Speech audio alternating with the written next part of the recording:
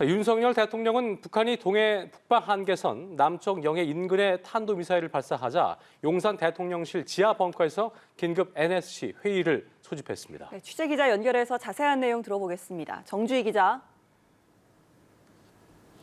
네, 윤석열 대통령은 오늘 오전 긴급 국가안전보장회 NSC 회의를 소집했습니다.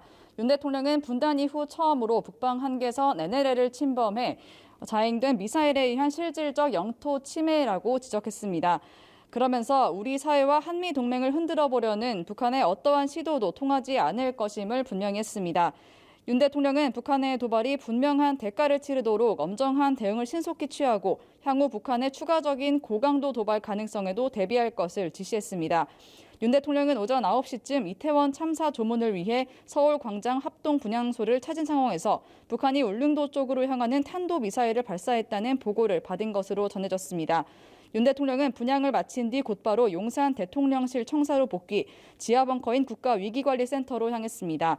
윤 대통령이 NSC 회의를 직접 주재한 건 취임 후 두 번째입니다. 윤 대통령은 지난 5월 25일 북한이 대륙간 탄도미사일을 쐈을 때 긴급 NSC 회의를 주재했습니다. 네, 대통령실은 북한 도발을 강력하게 규탄하고 경고의 메시지를 냈다고요?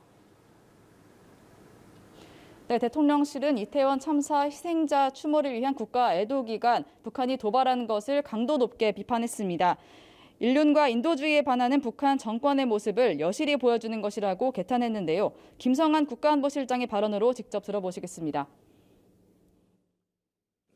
북한이 유엔 안보리 결의 및 9.19 군사 합의를 위반하여 도발하고 있음을 강력히 규탄하며 특히 이번에는 우리의 국가 애도 기간 중에 사용했다는 점에서 매우 개탄스럽게 생각합니다.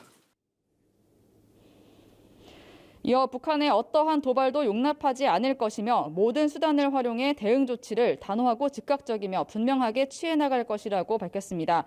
대통령실은 한반도 긴장을 고조시키는 당사자는 핵미사일 프로그램을 강화하면서 도발을 지속하는 북한이라고 규탄하고 한미연합훈련은 대북 억제력 강화를 위해 앞으로도 계속해 나갈 것이라고 했습니다. 대통령실은 한미 동맹의 확장 억제 강화 방안에 대해 신뢰도와 구체성을 획기적으로 제고시키기 위한 방안들을 강구 중인 것으로 전해졌습니다. 대통령실은 북한의 7차 핵실험 가능성과 관련해 북한은 항시 핵실험할 준비가 돼 있다고 보고 있고 대비 태세를 유지하고 있다고 밝혔습니다. 지금까지 용산 대통령실에서 연합뉴스TV 정주희입니다.